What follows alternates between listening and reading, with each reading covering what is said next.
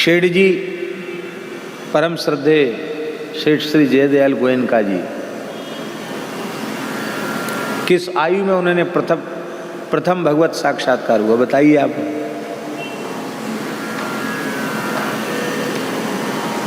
चूरू में ही हुआ ना?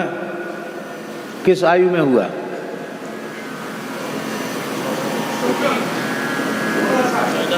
नहीं, 22 वर्ष की आयु थी उनकी,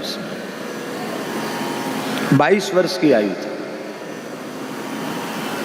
पर वे निष्काम साधक थे, उन्होंने भगवान का दर्शन भी नहीं चाहा था, पर भगवान उनकी निष्कामता पर रीझकर उनके सामने प्रकट हो गए। भाई जी को दर्शन हुआ।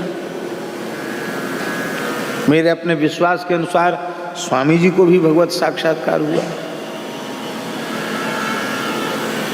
भले ही उन्होंने किसी के सामने प्रकाश न किया हो, पर भगवत प्राप्त संत का जो स्वरूप है, संत के जो लक्षण है, वे लक्षण स्वामी जी में थे।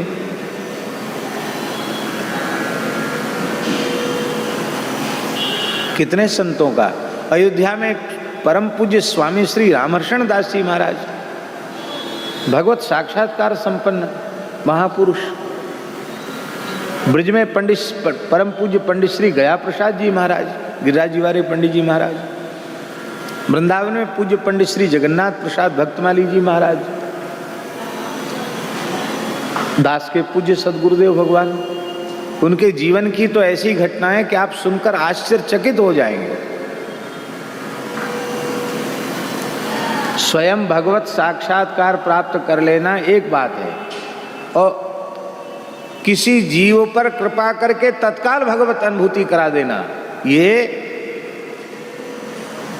असामान्य बात है। सुदामा कुटी के बड़े पुजारी परम पूज्य श्री रामचंद्र दास जी महाराज और महाराज जी गिरिराज जी की परिक्रमा कर रहे थे। यह बात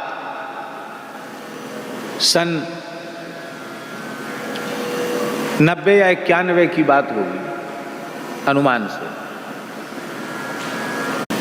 पुजारी जी थोड़े स्थूल शरीर के थे, इसलिए वो 2 दिन में परिक्रमा करते थे। जब उनका मन होता था कि वो गिरिराज जी की परिक्रमा करेंगे, तो महाराज जी को कहते, महाराज जी हमको परिक्रमा करने की इच्छा। तो महाराज बोले चलो चलते हैं। तो एक दिन राधा कुंड वाली परिक्रमा और एक दिन पूछरी वाली परिक्रमा, तो 2 दिन में परिक्रमा कर लेते थे। तो महाराज जी का परिक्रमा का क्रम ये रहता था, जब भी महाराज जी पधारते थे कि पहले महाराज जी राधा कुंड की परिक्रमा करते थे और इसके बाद फिर पूछरी की दान घाटी से इधर परिक्रमा करते थे। तो राधा कुंड की महाराज जी की परिक्रमा हो गई थी, पूछरी की परिक्रमा कर रहे थे, और पूछरी के लौठा का दर्शन करके वहाँ से आगे जो गिरिराज जी की तरहेटी की ओर बढ़े, तो पुजारी जी थोड़े थक गए, एक वृक्ष की छाया में बैठ गए। थोड़ी गर्मी थी। उसी वृक्ष के नीचे एक लड़की, जिसकी आयु लगभग 20-22 वर्ष की होगी अनुमान से, और उसके माता पिता वहाँ बैठे थे। लड़की बहुत रो रही थी। और संतों का स्वभाव ऐसा होता है, संसारी लोगों में तो थोड़ा ये होता है कि परिचय हो तो पूछ लो, और परिचय न हो तो दुनिया रो रही है, किसी को किसी से क्या लेना देना, ऐसा भी होता संसार में। पर पुजारी जी बड़े करुण दयावान थे, तो पुजारी जी को सहन नहीं हुआ। उन्होंने कहा, ए बिटिया क्यों रो रही है? तो उसके पिताजी ने कहा कि बाबा क्या बतावें, बहुत हम तो परेशान हैं लड़की को लेकर के। कई दिन हो गए न इसने अन्न ग्रहण किया है न जल ग्रहण किया है। ये बहुत पढ़ी लिखी लड़की है, बहुत पढ़ने में तेज, ऐसे ही नाम जप में प्रवृत्त हो गई, और अब इसकी स्थिति यह है कि बस दिन रात रोती है कि कन्हैया का दर्शन करना है, कन्हैया का दर्शन करना है। अब ये बचेगी नहीं, इसलिए हम लोग इसको ब्रज में लेके आए हैं। हम लोग गुजरात से आए हैं। आप भी कुछ इसको समझा दीजिए। अब महाराज जी चुपचाप बैठे, महाराज जी कुछ नहीं बोल रहे, पुजारी जी और उनका संवाद चल रहा है।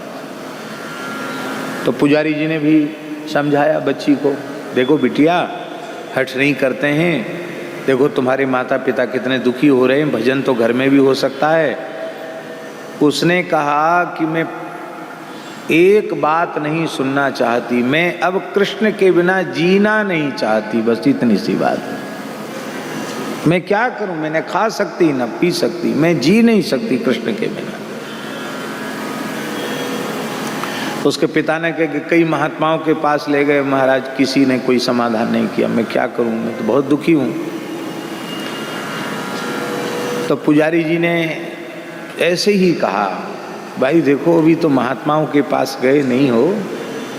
महाराज जी को धीरे से इशारा, महाराज जी दूर बैठे थे, इशारा करके कहा कि ये जो महापुरुष हैं ये चाहें तो तुम्हारी बेटी को भगवान की अनुभूति हो सकती है। तो बेटी ने महाराज जी की ओर देखा। महाराज जी को तो आपने देखा होगा, बड़ी सामान्य रहनी, बड़ी अति सामान्य वेशभूषा, देखकर कोई समझ ही नहीं सकता था कि संत हैं।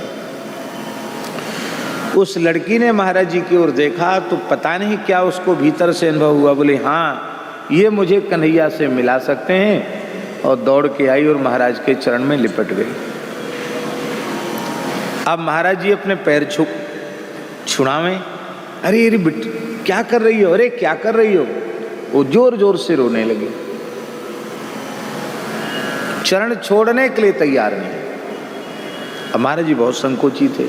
अरे बोले भाई हमको ही नहीं हुआ, हम किसको क्या करा सकते हैं, सब झूठ मूठ बात है। कहने में तो प्राण विसर्जन कर दूं, मुझे दर्शन कराओ। पता नहीं क्या हुआ, एक क्षण में महाराज जी के भीतर करुणा का उदय हुआ और ऐसे उसके थोड़ा चोटी केस पकड़ के महाराज जी ने ऐसे खड़ा किया उसको। कहा इधर क्या, इधर देख, गिरिराज जी के ऊपर देख, श्री कृष्ण बलराम गोचारण कर रहे हैं, देखो देखो कृष्ण बलराम गोचारण कर रहे हैं, ऐसे कहा। तो जैसे ही उसने उधर देखा तो हजारों गायों के मध्य गिरिराज पर्वत पर साक्षात कृष्ण बलराम गैया चराते हुए उसको दिखाई पड़े। और वह दौड़ी श्री कृष्ण का दर्शन करने के लिए। गिरिराज जी की ओर दौड़ी और महाराज जी ने पुजारी जी का हाथ पकड़ा। महाराज जी तेजी से वहां से चले। जिस दिन की ये घटना है उसी दिन शाम को जब पुजारी जी वृंदावन आए, मैं उनके चरण दबा रहा था तो रोते हुए ये घटना बताई। आज एक तीव्र प्यास वाली बालिका को पूज्य महाराज जी ने भगवान श्री कृष्ण बलराम का गिरिराज जी की तरेटी में साक्षात दर्शन कराया।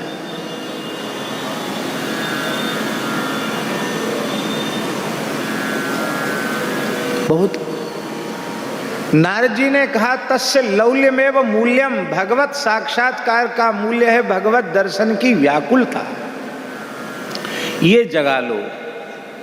इसको जगाने के लिए पहले आहार शुद्ध करना पड़ेगा, नाम जप करना पड़ेगा, गीता भागवत रामायण सद्ग्रंथों का आश्रय लेना पड़ेगा, और परम निष्काम जो संत हैं उन संतों का आश्रय लेना पड़ेगा, सत्संग का आश्रय लेना पड़ेगा।